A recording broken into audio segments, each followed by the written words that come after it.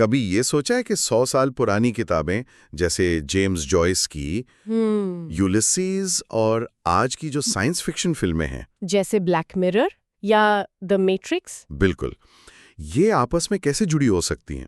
مطلب ایک طرف اتنی پرانی پیچیدہ کہانیاں اور دوسری طرف مستقبل کی یہ ڈراؤنی دنیا؟ ہاں، پہلی نظر میں تو کوئی تعلق نہیں لگتا، کوئی تعلق نہیں ہے، لیکن آج ہم یہی سراغ لگانے نکلے ہیں۔ ہم 20ویں صدی کی چند بڑی ادبی تحریکوں کے سمجھیں کہ ڈی این اے کو ٹریس کریں گے۔ اچھا، یہ سفر ماڈرنزم سے شروع ہوگا، پھر ڈسٹوپین ادب سے ہوتا ہوا سیدھا سائنس فکشن تک جائے گا۔ تو ہم آج ادبی جاسوس بننے والے ہیں، کہہ سکتے ہیں۔ اور ہمارا مشن یہ پتہ لگانا ہے کہ ماضی کے مصنفین کے خیالات آج کی کہانیوں میں کیسے زندہ ہیں۔ تو پھر اس جاسوسی کا آغاز کہاں سے کریں؟ پہلا سراغ کہاں ہے؟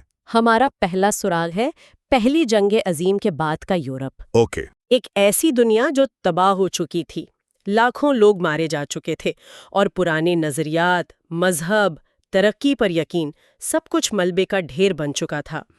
اسی ملبے سے ایک نئی ادبی تحریک نے جنم لیا، ماڈرنزم۔ ٹھیک ہے، تو ماڈرنزم سے آغاز کرتے ہیں۔ ہمارے پاس جیمز جوائس ہیں، ورجینیا وولف، یہ بڑے نام ہیں۔ ان کی کتابیں جیسے یولیسس اور مسز ڈیلوے مشہور تو بہت ہیں، لیکن سچ کہوں تو انہیں سمجھنا بہت مشکل ہے۔ آخر ان میں ایسا کیا نیا تھا؟ نیا پن ان کے لکھنے کے انداز میں تھا۔ دیکھیں، جنگ سے پہلے جو مصنف تھے جیسے چارلز ڈکنز، جی، ان کی کہانیاں سیدھی سادی ہوتی تھیں، ایک آغاز، ایک وسط اور ایک انجام۔ لیکن جنگ کے بعد مصنفین کو لگا کہ ایک تباہ شدہ دنیا کی کہانی اتنی سیدھی کیسے ہو سکتی ہے۔ صحیح۔ انہوں نے کہا کہ اصل کہانی باہر نہیں، انسان کے ذہن کے اندر چل رہی ہے، اس کی یادیں، اس کے خوف، اس کی ادھوری خواہشات۔ تو انہوں نے اس اندرونی دنیا کو دکھانے کی کوشش کی۔ بالکل، اور اس کے لیے انہوں نے ایک ٹیکنیک استعمال کی جسے اسٹریم آف کانشسنس کہتے ہیں۔ اسٹریم آف کانشسنس یعنی شعور کی رو؟ جی، آپ تصور کریں کہ اگر کوئی آپ کے خیالات کو بالکل ویسے ہی لکھنا شروع کر دے جیسے وہ آپ کے ذہن میں آ رہے ہیں۔ ابھی آپ کام کے بارے میں سوچ رہے ہیں، اگلے ہی لمحے بچپن کی کوئی یاد آ گئی۔ ہاں، پھر اچانک کوئی گانا ذہن میں گونجنے لگا، اور ساتھ ہی یہ فکر بھی کہ گھر جاتے ہوئے سودا لینا ہے۔ یہ ایک بے ترتیب الجھا ہوا سلسلہ ہوتا ہے نا؟ ہاں بالکل، میرے ذہن میں تو ہر وقت یہی کچھ چلتا رہتا ہے۔ تو وہ اس ذہنی انتشار کو کاغذ پر اتار رہے تھے۔ یہ تو بہت ہی انقلابی خیال ہے۔ یہی ان کا کمال تھا۔ ورجینیا وولف کی مسز ڈیلوے میں ایک کردار ہے سیپٹیمس اسمتھ۔ وہ پہلی جنگ عظیم کا سپاہی ہے۔ اچھا، وہ لندن کی سڑکوں پر چل رہا ہے، لیکن اس کا ذہن جنگ کے میدان میں اٹکا ہوا ہے۔ اسے ہر طرف دھماکوں کی آوازیں سنائی دیتی ہیں، مرے ہوئے دوست نظر آتے ہیں۔ وولف نے اس کردار کے ذریعے جنگ کے ذہنی صدمے، جسے آج ہم PTSD کہتے ہیں، اسے پہلی بار اتنی گہرائی سے دکھایا۔ تو ماڈرنزم صرف ایک ادبی انداز نہیں تھا، یہ جنگ کی تباہی کا ایک انسانی اور نفسیاتی رد عمل تھا۔ بالکل۔ اچھا، اب سمجھ آیا۔ تو یہ مصنفین صرف کہانیاں نہیں سنا رہے تھے، بلکہ وہ ایک ٹوٹے ہوئے انسان کی نفسیات کا ایکس رے کر رہے تھے۔ لیکن اس کا ہماری جاسوسی کے مشن سے کیا تعلق ہے؟ اس کا سائنس فکشن سے کیا لینا دینا؟ تعلق ہے۔ ماڈرنزم نے پہلی بار یہ خیال پیش کیا کہ انسان کی اصل حقیقت اس کی اندرونی دنیا ہے۔ یہیں سے ہماری کہانی کا اگلا سرا جوڑتا ہے، جو ہمیں ایک اور مصنف جوزف کانریڈ تک لے جاتا ہے۔ جوزف کانریڈ؟ جی، کانریڈ نے اس اندرونی دنیا کو مزید کھنگالا اور ایک بہت اہم سوال پوچھا۔ اگر ہم انسان کے اندر جھانکیں تو وہاں کیا ملے گا، روشنی یا تاریکی؟ یہ تو بہت گہرا سوال ہے۔ تو کانریڈ کا کیا جواب تھا؟ کانریڈ خود ایک جہاز راں تھے اور انہوں نے دنیا دیکھی تھی۔ ان کا ماننا تھا کہ تہذیب اور اخلاقیات صرف ایک پتلی سی طے ہے، ایک طے، ہاں، جسے اگر کھرچ دیا جائے تو نیچے سے اصلی وحشی انسان نکلتا ہے۔ ان کا سب سے مشہور ناول ہارٹ آف ڈارکنیس اسی بارے میں ہے۔ یہ افریقہ کے جنگلوں میں ایک سفر کی کہانی ہے، لیکن اصل میں یہ انسانی روح کے تاریک ترین کونوں کا سفر ہے۔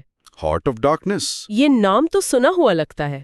آپ نے ضرور سنا ہوگا، شاید کسی اور نام سے۔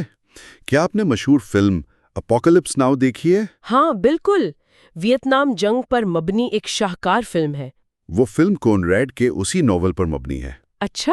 جی، انہوں نے صرف کانگو کے جنگل کو ویتنام کے جنگل سے بدل دیا، لیکن مرکزی خیال وہی ہے۔ ایک مہذب انسان کرنل کرٹس جب تمام اصولوں اور پابندیوں سے آزاد ہو جاتا ہے تو وہ ایک درندے میں تبدیل ہو جاتا ہے۔ بالکل۔ تو جو سوال کانریڈ نے 100 سال پہلے اٹھایا تھا کہ کیا ہمارے اندر ایک تاریکی چھپی ہے، وہ آج بھی فلموں کے ذریعے ہم سے پوچھا جا رہا ہے۔ واہ، یہ تو زبردست کنیکشن ہے۔ یعنی ایک کلاسک جنگی فلم دراصل ایک 100 سال پرانے ناول کی جدید شکل ہے۔ تو ہم نے انسانی نفسیات اور اس کی اندرونی تاریکی کا سراغ لگا لیا۔ اس کے بعد کہانی کس طرف مڑتی ہے؟ کیا سب کچھ اتنا ہی تاریک اور مایوس کن تھا؟ نہیں، ہر کوئی اتنا سنجیدہ نہیں تھا۔ کچھ لوگوں نے اس جدید دنیا کی افراتفری کو دیکھا اور کہا کہ اس پر رونے کی بجائے کیوں نہ ہنسا جائے۔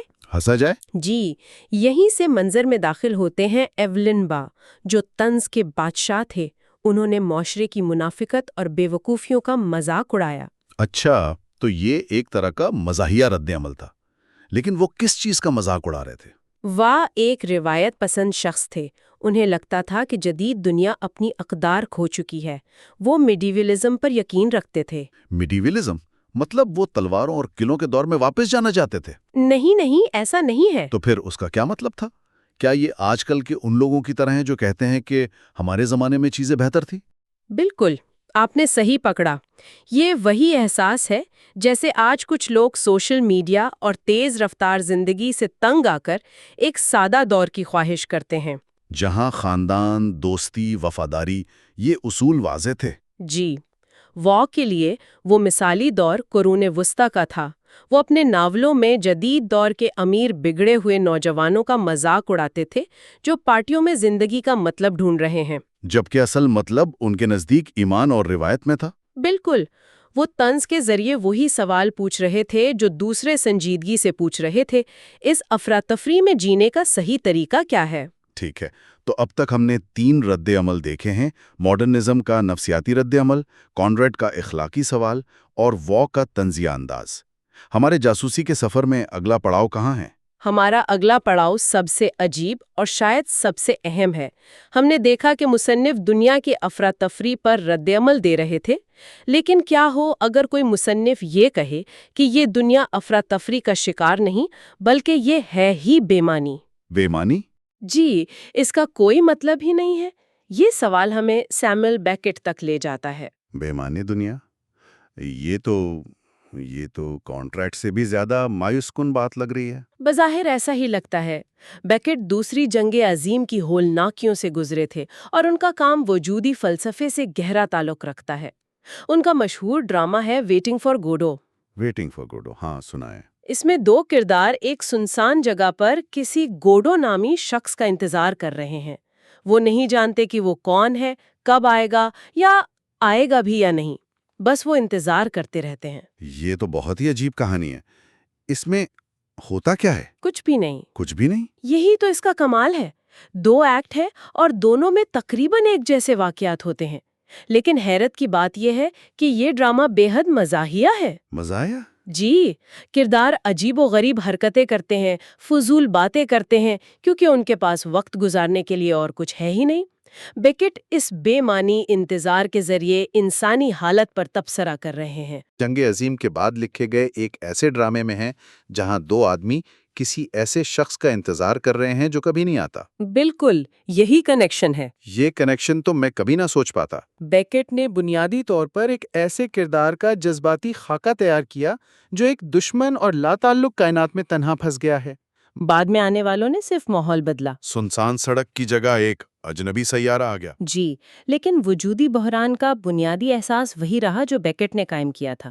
یہی قیامت خیز ماحول اور عجیب کردار بعد میں آنے والی ڈسٹوپین اور سائنس فکشن کہانیوں کی بنیاد بنے۔ یہ تو واقعی ایک آہا لمحہ ہے۔ تو بیکٹ نے ہمیں ایک بے معنی کائنات میں لا کھڑا کیا، لیکن کیا کسی نے اس افراتفری کو ایک منظم شکل دینے کی بھی کوشش کی؟ کیا ہو اگر افراتفری کے بجائے ایک خوفناک حد تک منظم دنیا ہو؟ یہ سوال ہمیں سیدھا ہمارے اگلے مصنف جارج آویل تک لے جاتا ہے۔ George Orwell? جی، بیکٹ نے کائنات کی لا تعلقی کا خوف دکھایا جبکہ آرویل نے انسان کے بنائے ہوئے نظام کا خوف دکھایا۔ انہوں نے دوسری جنگ عظیم کے بعد کی دنیا کو دیکھا جہاں فاشزم اور کمیونزم جیسی تحریکیں انسان پر مکمل کنٹرول حاصل کرنا چاہتی تھی۔ اور انہوں نے سوچا کہ اگر یہ سلسلہ چلتا رہا تو مستقبل کیسا ہوگا۔ بالکل، اور اس کا جواب تھا ان کا مشہور ناول 1984۔ میں نے یہ اسکول میں پڑھا تھا اور اس نے مجھے ہلا کر رکھ دیا تھا۔ بگ برادر اور تھاٹ کرائم یعنی سوچ کا جرم، یہ تصورات آج بھی ذہن میں تازہ ہیں۔ آرویل نے ایک ایسی دنیا کا تصور پیش کیا جہاں ریاست آپ کی ہر حرکت پر نظر رکھتی ہے، لیکن اس میں ایک اور گہری بات بھی ہے۔ وہ کیا؟ مجھے ایک بات بتائیں، کیا ایک ایسی حکومت جو آپ کو درد اور خوف سے کنٹرول کرے زیادہ خطرناک ہے، یا ایک ایسی حکومت جو آپ کی ہر ضرورت پوری کر دے اور آپ کو ہر وقت تفریح فراہم کرتی رہے؟ یہ تو مشکل سوال ہے۔ ظاہر ہے جو ہر ضرورت پوری کرے وہ اچھی لگے گی، اس میں کیا خطرہ ہو سکتا ہے؟ یہی وہ ذہین اور پوشیدہ جال ہے جس کی نشاندہی آرویل اور ان جیسے دوسرے مصنفین نے کی۔ یہ روٹی اور سرکس والی دلیل ہے۔ اچھا۔ اگر ریاست آپ کو آرام دے، پیٹ بھرا اور تفریح میں مصروف رکھے تو شاید آپ کو پتہ بھی نہ چلے کہ آپ کی آزادیاں کب آہستہ آہستہ چھن گئیں۔ یہ آرام کے ذریعے کنٹرول ہے۔ جو خوف کے ذریعے کنٹرول سے بھی زیادہ خطرناک ہو سکتا ہے۔ ہو سکتا ہے۔ آرویل نے ہمیں سیاسی کنٹرول کے ان دونوں پہلوؤں سے خبردار کیا۔ اور ان کا ایک اور ناول اینیمل فارم بھی تو ہے۔ میں نے سنا تھا کہ مشہور میوزک بینڈ پنک فلوئڈ کا ایک البم اس سے متاثر ہو کر بنا تھا۔ جی، 1977 کا البم اینیملز براہ راست اینیمل فارم سے متاثر تھا۔ پنک فلوئڈ نے آرویل کی کہانی کو استعمال کرتے ہوئے اس وقت کے برطانوی سماج پر تبصرہ کیا۔ یہ اس بات کا ثبوت ہے کہ آرویل کے خیالات کتنے لازوال ہیں۔ جی، اور سرد جنگ کے دوران ڈسٹوپین کہانیوں کا عروج ہوا کیونکہ دنیا دو بلاکوں میں بٹی ہوئی تھی اور ہر طرف ایک نظریاتی جنگ جاری تھی۔ ٹھیک ہے، تو اب ہمارے پاس تمام کڑیاں موجود ہیں۔ ماڈرنزم کی نفسیاتی گہرائی، کونریڈ کا انسانی فطرت کا سوال، واک کا طنز، بیکٹ کا وجودی بحران اور آرویل کا سیاسی ڈسٹوپیا۔ اب ان سب کا سائنس فکشن سے کیا تعلق بنتا ہے؟ ایسا لگتا ہے کہ سائنس فکشن ان تمام دھاروں کا سنگم ہے۔ بالکل درست۔ سائنس فکشن وہ میدان ہے جہاں یہ تمام پرانے سوالات ایک نئے اور جدید روپ میں ہمارے سامنے آتے ہیں۔ ذرا سوچیں، جی، مذہب اور ایمان کا سوال۔ جب انسان خلائی مخلوق سے ملے گا تو کیا ہمارے پرانے مذہبی عقائد قائم رہیں گے؟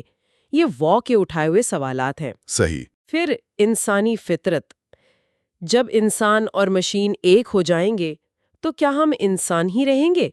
یہ کونریڈ کا سوال ہے کہ ہماری اصل فطرت کیا ہے؟ تنہائی اور بے معنویت، ایک اجنبی سیارے پر تنہا رہ جانا، یہ بیکٹ کے کرداروں کی تنہائی ہے۔ اور سیاست اور کنٹرول تو ظاہر ہے آرویل کا سوال ہے۔ بالکل۔ مستقبل کی دنیا پر کون حکومت کرے گا؟ کیا ٹیکنالوجی ہمیں آزاد کرے گی یا بگ برادر کی طرح غلام بنائے گی؟ سائنس فکشن ان تمام فلسفیانہ بحثوں کو لیزر گنوں اور خلائی جہازوں کے پیکج میں لپیٹ کر پیش کرتی ہے۔ یہاں ایک سوال پیدا ہوتا ہے، سائنس فکشن اور فینٹیسی میں کیا فرق ہے؟ جیسے لارڈ آف دا رنگز، کیا وہ بھی اسی زمرے میں آتی ہیں؟ یہ بہت اچھا سوال ہے اور یہ فرق سمجھنا ضروری ہے۔ اس کا آسان اصول یہ ہے کہ سائنس فکشن کیا ہو اگر کا سوال سائنس کی بنیاد پر پوچھتی ہے۔ اچھا، کیا ہو اگر؟ جی، کیا ہو اگر ہم وقت میں سفر کر سکیں، یا کیا ہو اگر ہم دوسرے سیاروں پر زندگی دریافت کر لیں؟ اس کی بنیاد کسی نہ کسی سائنسی نظریے پر ہوتی ہے، جیسے آرتھر سی کلارک کی اسپیس آڈیسی۔ ٹھیک ہے۔ جبکہ فینٹیسی کیا ہو اگر کا سوال جادو کی بنیاد پر پوچھتی ہے۔ کیا ہو اگر جادوئی انگوٹھیاں ہوتیں، یا کیا ہو اگر ڈریگن موجود ہوتے؟ اس کا حقیقت یا سائنس سے کوئی تعلق نہیں ہوتا۔ بالکل۔ لارڈ آف دا رنگز میں آپ کو خلائی جہاز نہیں ملیں گے، اس لیے وہ خالص فینٹیسی ہے۔ اب ساری تصویر واضح ہو گئی۔ تو یہ تھا ہمارا سفر جو پہلی جنگ عظیم کے ذہنی صدمے سے شروع ہوا، انسانی روح کی تاریکیوں سے گزرا، طنز و مذاق کی گلیوں میں داخل ہوا، وجودی بحران کے چوراہے پر رکا اور سیاسی ڈسٹوپیا سے ہوتا ہوا آخرکار سائنس فکشن کے وسیع میدان میں آ کر ختم ہوا۔ اس کا یہ مطلب ہرگز نہیں کہ سائنس فکشن ادب کی سب سے اعلیٰ قسم ہے، لیکن یہ ایک ایسی جگہ ضرور ہے جہاں پچھلی ایک صدی کے تمام بڑے اور گہرے سوالات، مذہب، سیاست، انسانیت کا مستقبل، یہ سب آ کر اکٹھے ہو جاتے ہیں۔ شاید یہی وجہ ہے کہ آج یہ کہانیاں اتنی مقبول ہیں۔ جی، کیونکہ یہ ایک ہمارے دور کے سب سے بڑے خدشات اور امیدوں کی عکاسی کرتی ہیں۔ اور جاتے جاتے سننے والوں کے لیے ایک سوچ چھوڑے جاتے ہیں۔ جس طرح یہ تمام ادبی تحریکیں عالمی جنگوں اور بڑی سماجی تبدیلیوں کا رد عمل تھیں، تو کیا ہمارا موجودہ دور جو تیز رفتار ٹیکنالوجی، موسمیاتی تبدیلی اور عالمی سیاسی بے یقینی کا دور ہے، کیا یہ ادب کی کسی بالکل نئی تحریک کو جنم دے رہا ہے؟ یا شاید یہ سوال پوچھنا چاہیے کہ کیا مستقبل کے نقاد ہماری آج کی کہانیوں، فلموں اور ٹی وی شوز میں آرویل سے لے کر اب تک ایک سیدھا تسلسل دیکھ پائیں گے، یا ہم کسی ایسے نئے ادبی دھماکے کے دہانے پر کھڑے ہیں جس کا ہم ابھی تصور بھی نہیں کر سکتے؟